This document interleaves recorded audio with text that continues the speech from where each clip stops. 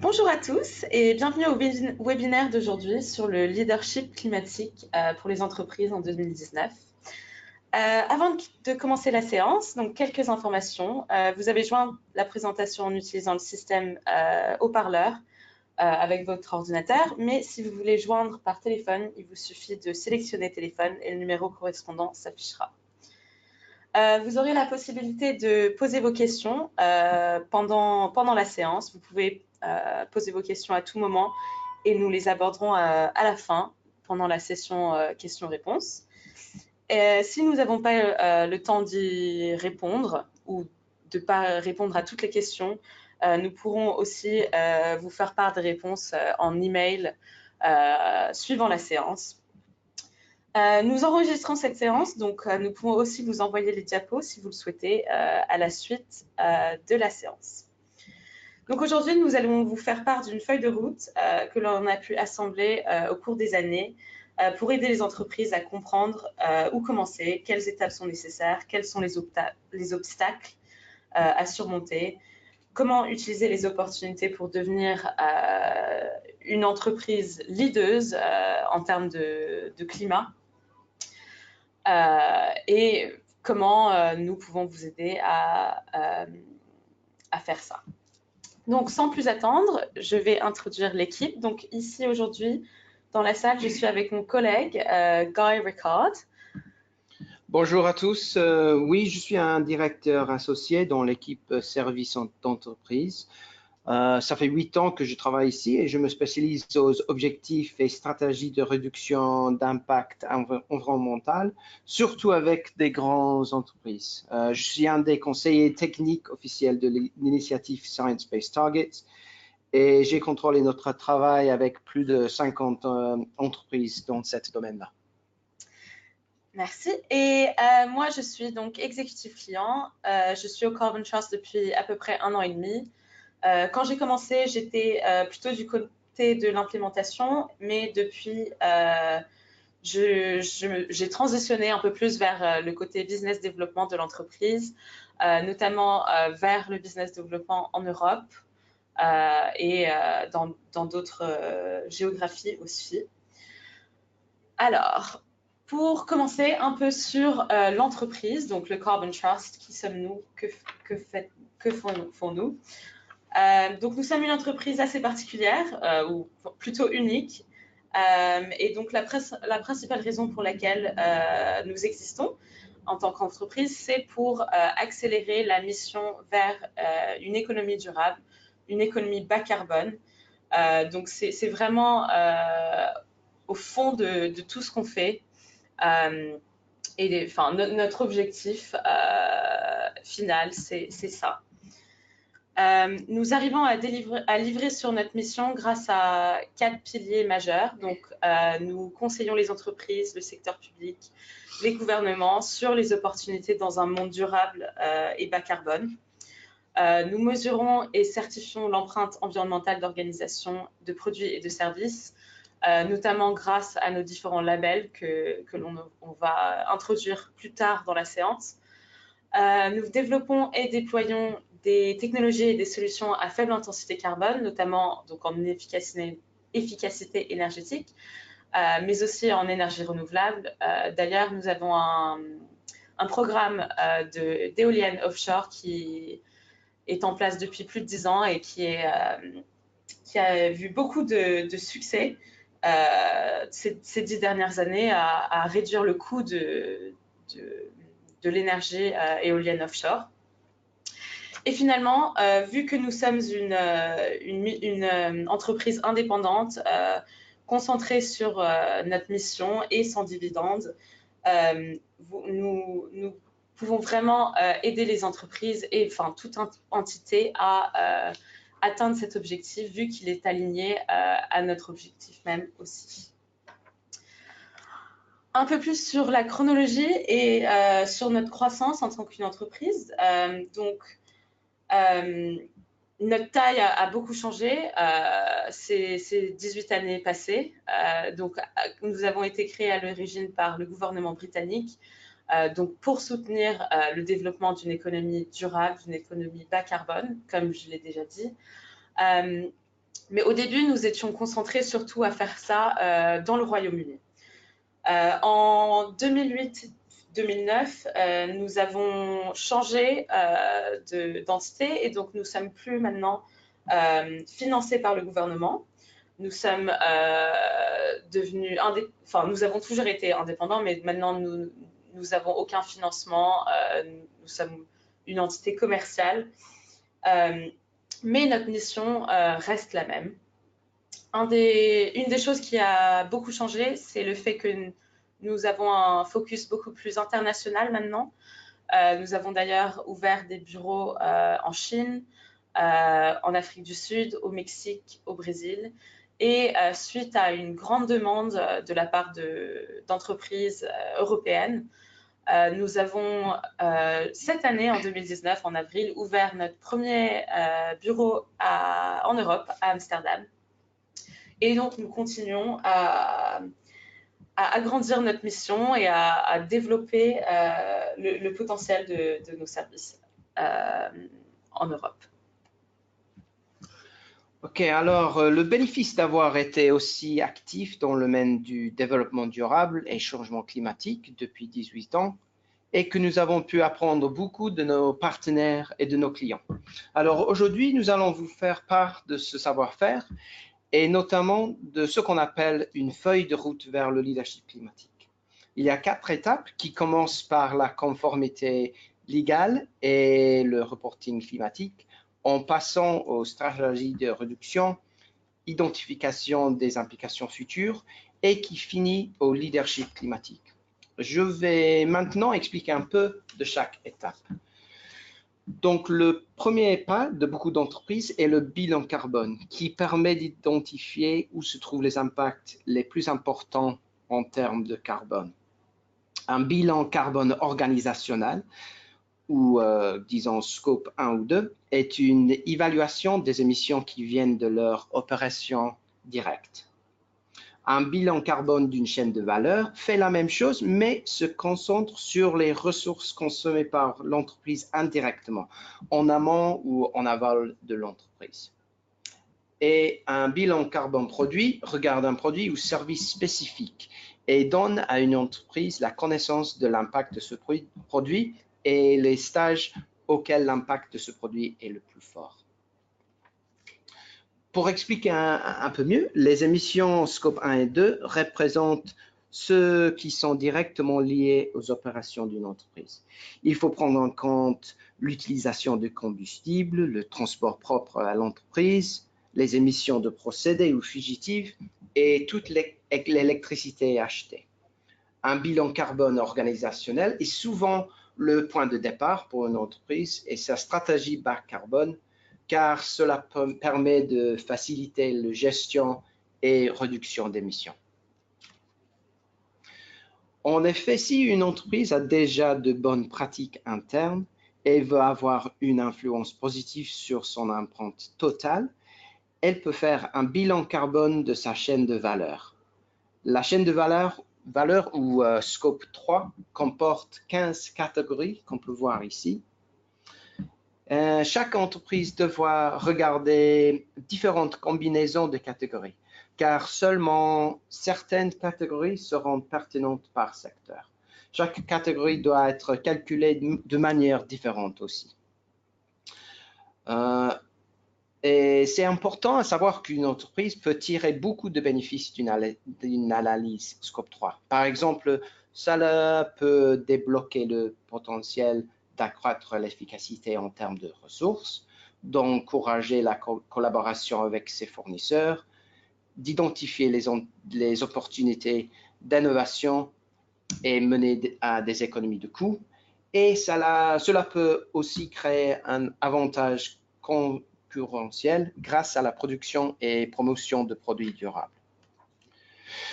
Une organisation avec laquelle nous avons travaillé pour mesurer l'impact dans la chaîne de valeur est ThyssenKrupp. Durant ce projet, nous avons fourni à ThyssenKrupp une meilleure compréhension de la façon dont les innovations ou les expertises techniques de leurs produits pourrait être utilisé pour obtenir des réductions d'impact. Cela a permis à l'entreprise d'utiliser des données environnementales pour mieux informer leur stratégie. Passons à un bilan carbone produit. Cela évalue l'impact total d'un produit au cours de son cycle de vie. Et il y a 5 étapes à considérer. La production et distribution de matières premières, fabrication de produits, distribution et vente du produit, l'utilisation du produit et finalement déchets et recyclage. Et il s'agit de calculer les émissions à chaque étape. Cradle to Gate, qu'on peut voir ici, considère le bilan carbone jusqu'au moment où le produit part de l'usine ou du magasin. Et Cradle to Grave considère en outre les émissions de l'utilisation du produit à la fin et la fin de vie de produit.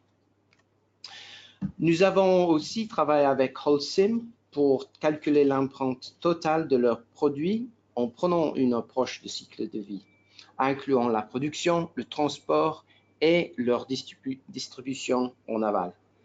Cela leur a aidé à comprendre et identifier les opportunités pour changement de ressources alternatives. La vérification d'un bilan de carbone devient de plus en plus importante pour communiquer aux intervenants l'exactitude d'un bilan carbone et la crédibilité des réductions. Ainsi, le Carbon Trust propose des labels de vérification et certification pour chaque dimension. Organisationnel avec le Carbon Trust Standard, produit avec le label d'empreinte carbone, chaîne de valeur, le Carbon Trust Standard chaîne de valeur, et plus récemment, les obligations vertes. L'entreprise Getlink, anciennement connue sous le nom d'Eurotunnel, est un bon exemple d'utilisation de notre label et a pu, grâce au processus de certification, identifier les actions afin de réduire son empreinte carbone, notamment en utilisant ces trains-tunnels durant la nuit. Alors, la prochaine étape sur notre feuille de route est l'adoption de stratégies de réduction, notamment de fixer des objectifs à atteindre. Avoir des objectifs est une étape importante afin d'assurer des réductions continues. Aujourd'hui, beaucoup d'organisations choisissent d'utiliser une méthodologie pour faire des objectifs alignés à la science, c'est-à-dire qui correspond au niveau de décarbonisation nécessaire pour maintenir la hausse des températures globales bien au-dessus de 2 degrés. L'initiative Science-Based Targets est un projet commun du CDP, du Global Compact des Nations Unies, du World Resources Institute et du WWF. Ensemble, ils ont développé la méthodologie, le Sectoral Decarbonization Approach, une méthodologie qui repose sur la définition d'un budget carbone spécifique à un secteur économique. Également, il dirige un processus d'engagement et de validation d'objectifs alignés à la science.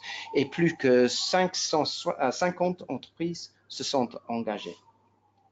Le processus comprend certains critères, y compris l'analyse d'émissions Scope 3, et dans le cas où les émissions du Scope 3 représentent plus de 40% de l'ensemble des émissions Scope 1, 2 et 3, il est nécessaire d'avoir une cible ambitieuse pour les émissions Scope 3 ainsi que de Scope 1 et 2. Nous avons aidé Carlsberg à fixer ses propres objectifs alignés à la science. Cela a aussi aidé l'entreprise à comprendre où se trouvait la majorité de l'impact de ses bières et d'identifier les méthodes de réduction par département et stade de production du produit. Une fois qu'une entreprise a une stratégie et des objectifs définis, il est important de regarder dans le futur, spécifiquement les futures implications du changement climatique sur leur entreprise. Cela comporte l'identification de risques et opportunités ainsi que l'analyse de futurs scénarios potentiels. Ainsi, les recommandations du TCFD, the Task Force for Climate-Related Financial Disclosure, ont pour but de mieux capturer les risques et opportunités liés au changement climatique. Ceci afin d'augmenter la transparence entre les entreprises et les investisseurs et de promouvoir des décisions financières mieux informées. Il est conseillé, et c'est important de savoir, que les éléments de reporting ne seront pas inclus dans un rapport de développement durable, mais seront intégrés dans le rapport financier des entreprises. Les risques et opportunités seront différentes pour chaque entreprise, bien sûr, mais il y aura toujours des risques de transition, par exemple politiques, des risques physiques, par exemple les tempêtes et les vagues de chaleur, et des opportunités, par exemple la création de nouveaux marchés. Des risques et opportunités peuvent être développés en scénario et pour comprendre l'impact financier d'une gamme d'approches potentielles et diverses. Enfin, pour qu'une entreprise puisse être considérée comme leader en termes de développement durable, il faut qu'elle puisse avoir une stratégie globale qui assure alignement complète avec une entreprise bas carbone. Cela est souvent un challenge et c'est pour cela que nous avons développé notre Climate Leadership Framework. On l'a conçu pour aider les entreprises à prendre des mesures globales pour aligner leurs activités à une économie compatible avec les ambitions de l'accord de Paris. Pour s'aligner à ces ambitions, les entreprises doivent considérer deux horizons qu'on peut voir ici. Ils doivent d'abord optimiser leur opération pour achever leurs cibles actuelles et court terme, mais en même temps, ils doivent commencer à penser de comment ils vont achever leurs cibles futures, car il y aura des challenges sérieux à surmonter. Pour optimiser au court terme, une entreprise doit fixer des objectifs ambitieux et développer un plan d'implémentation pour les atteindre. Mais aussi, pour transformer demain, ils doivent penser aujourd'hui des activités d'innovation et d'influence dans le secteur pour briser les barrières qui existent pour atteindre une performance future très faible en carbone. Et elle doit aussi considérer ces actions en trois perspectives: propres opérations, chaîne de valeur, scope 3, et aussi facilitation des missions évitées au dehors de sa propre chaîne de valeur. Ainsi, le Climate Leadership Framework est un système de scorecard qui permet à une entreprise, d'une manière assez simple, de développer sa stratégie climatique de long de ces 5 activités et 3 perspectives. Et ainsi, cela marque la fin de notre feuille de route vers le leadership climatique. Je vais vous passer à Tiffaine pour finir la présentation. Merci, Coy. Alors maintenant que vous avez pu voir un peu les étapes que nous conseillons à nos clients de prendre, les choses que nous conseillons de faire afin de pouvoir atteindre le leadership climatique ou s'y rapprocher en tout cas, il est important de regarder les avantages que cela présente. Donc, par exemple, la création de revenus. Donc, il y a de grandes opportunités pour la création de produits qui sont alignés à un avenir bas carbone, des produits avec une efficacité énergétique plus performante, avoir des cosmétiques qui sont créés de manière plus écologique, ou manufacturer des produits qui sont créés avec des matières premières recyclées ou des matières qui sont en elles-mêmes bas carbone.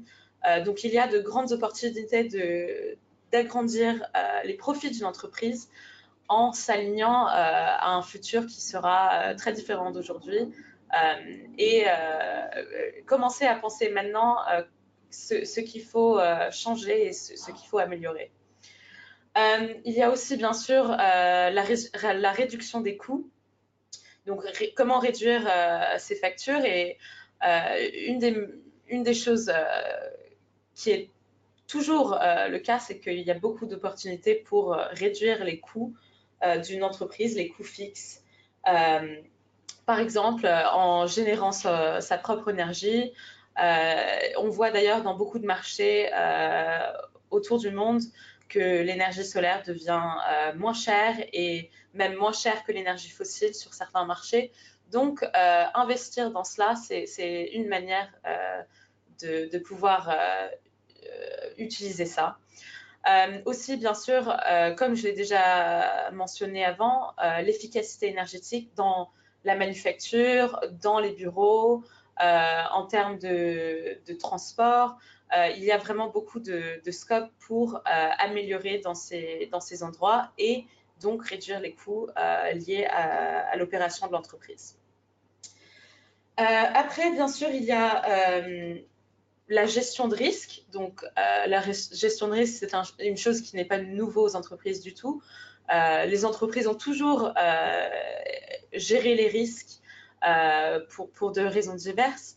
Et maintenant, c'est vraiment une opportunité de voir comment on peut gérer les risques environnementaux que les entreprises font déjà face, mais aussi les risques qui vont parvenir dans le court terme, dans le moyen terme, dans le long terme, et comment les entreprises peuvent utiliser ça pour accroître leur visibilité, comprendre dans quelle direction il faut qu'elles aillent, qu'est-ce qu'elles doivent changer dans leur business model, par exemple, dans la façon dont ils délivrent leurs services, leurs produits, dans l'essence même de ce qu'ils produisent. C'est vraiment une manière de pouvoir s'adapter et de commencer à regarder comment s'adapter pour être dans une bonne position dans 50 ans, par exemple. Nous voyons d'ailleurs dans tous les rapports du Forum économique mondial que les risques liés au climat vont s'accroître et qu'il y a des risques qu'il faut vraiment que les entreprises commencent à gérer maintenant dans leur chaîne de valeur, par exemple, même pour des choses simples comme pouvoir s'approvisionner de certaines matières premières. C'est quelque chose que les entreprises doivent commencer à réfléchir pour y faire face de la manière la plus performante possible. Bien sûr, de ça, il y a l'investissement. Donc, si une entreprise peut utiliser les marchés pour créer des nouveaux revenus, peut utiliser les nouvelles demandes pour créer du revenu, réduire ses coûts et gérer ses risques, bien sûr, il y a beaucoup plus de chances de pouvoir garantir l'investissement, de l'investissement nouveau, de l'investissement plus important, plus diversifié. Ce qui est vraiment très important et l'essence même de comment le business fonctionne aujourd'hui. On voit aujourd'hui, et d'ailleurs on a vu avec ce que Guy nous a dit tout à l'heure sur le TCFD, que les investisseurs vont commencer et regardent déjà comment l'impact carbone d'une entreprise affecte l'entreprise, sa profitabilité, sa viabilité. Et donc, vu que cela va être de plus en plus pris en compte dans les grandes décisions, c'est vraiment une opportunité de faire tout ce qui est possible maintenant pour succéder dans le futur. Donc, pourquoi travailler avec le Carbon Trust? Donc, si on n'a pas réussi encore à vous convaincre, donc bien sûr, nous, comme on l'a déjà mentionné au début de la séance, nous sommes une autorité reconnue en matière de changement climatique. Nous sommes vraiment des experts leaders dans le monde. Nous avons développé de nombreuses méthodologies rigoureuses et précises. Comme on l'a dit, ça fait 18 ans qu'on existe et on a été co-auteur du guide technique du Scope 3, par exemple. Nous avons aussi créé le standard PAS 2050 qui est utilisé partout dans le monde et vraiment une référence en termes d'empreinte carbone. Nous sommes très expérimentés, donc on a travaillé vraiment avec des centaines d'entreprises au cours de depuis qu'on a commencé. Donc, nous comprenons vraiment les défis, les challenges que font face les entreprises tous les jours. Et nous comprenons comment traduire ça en langage de business et comment traduire une performance environnementale, la performance environnementale en avantage concurrentiel pour votre entreprise. Nous sommes une entreprise avec la mission donc d'accélérer la transition vers une économie bas carbone. Donc vraiment, notre raison d'être en tant qu'entreprise, nos valeurs sont alignées à vos objectifs.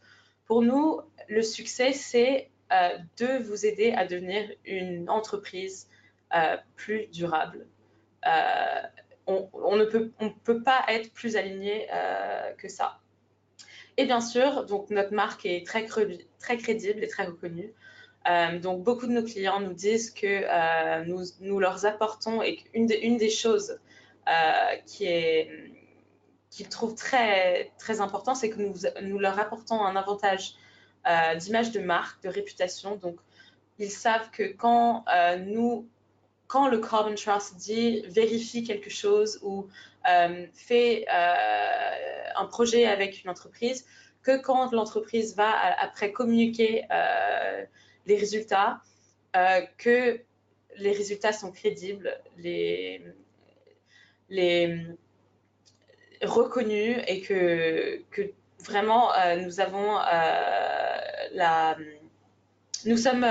on nous fait confiance. Pas seulement au Royaume-Uni, mais partout où on travaille et dans nos bureaux internationaux également. Et ça, c'est vraiment grâce à non seulement au nombre d'entreprises avec qui on a travaillé, mais aussi avec tout le travail qu'on fait avec le secteur public, avec les gouvernements, avec les villes.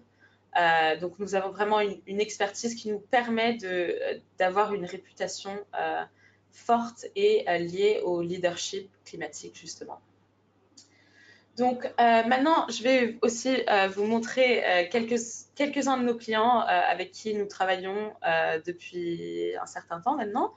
Certains plus nouveaux que d'autres, mais vous reconnaîtrez d'ailleurs des grandes marques françaises, notamment Danone, avec qui nous avons fait beaucoup de travail sur la neutralité carbone de leurs eaux et viands, mais aussi avec leur marque espagnole Lanjaron, avec qui on a aussi fait du travail dans cet espace.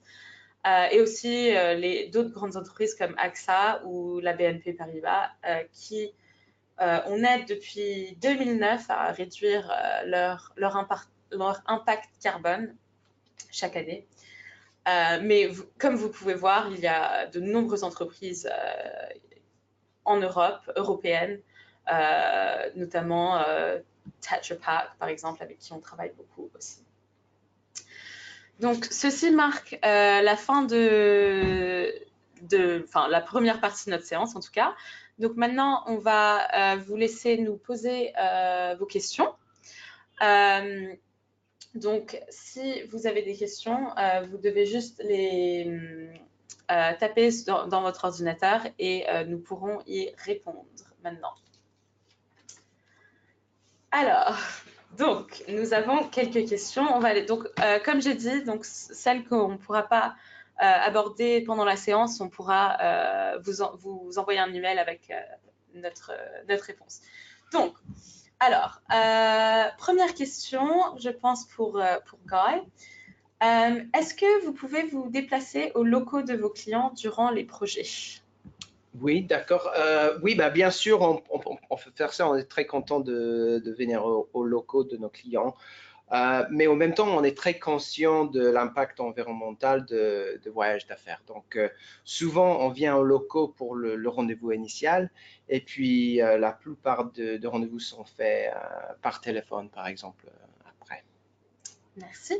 Alors, deuxième question, peut-être que je vais faire moi. Donc, pouvez-vous faire vos projets entièrement en français, y compris les documents finaux?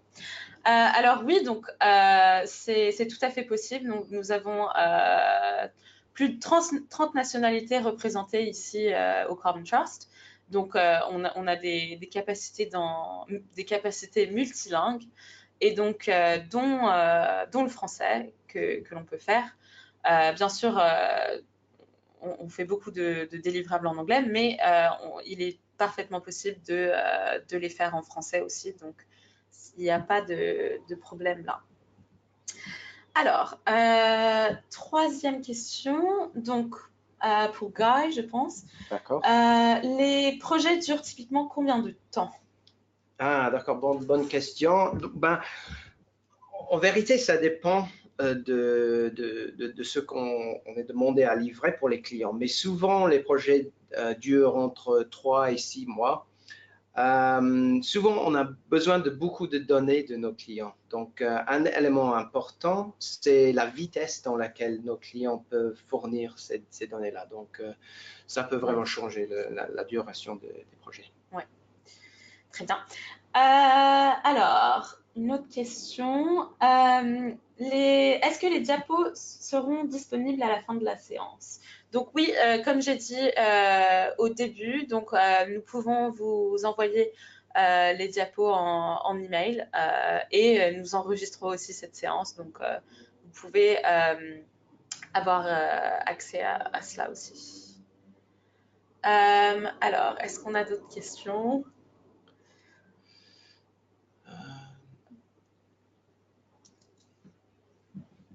Je crois que... Est-ce qu'on a des autres questions là? Non, je crois que ça, c'est tout que je peux voir là. Ouais, je pense. Bon, c'est parfait. Donc, en tout cas, n'hésitez pas à... Vous voyez que j'ai mon adresse email sur le diapo ici. Donc, si vous avez d'autres questions après la séance, n'hésitez pas à nous contacter pour nous poser vos questions. Merci à tous d'avoir assisté à cette séance sur le leadership climatique. Comme je dis, si vous avez d'autres questions, vous pouvez nous contacter directement.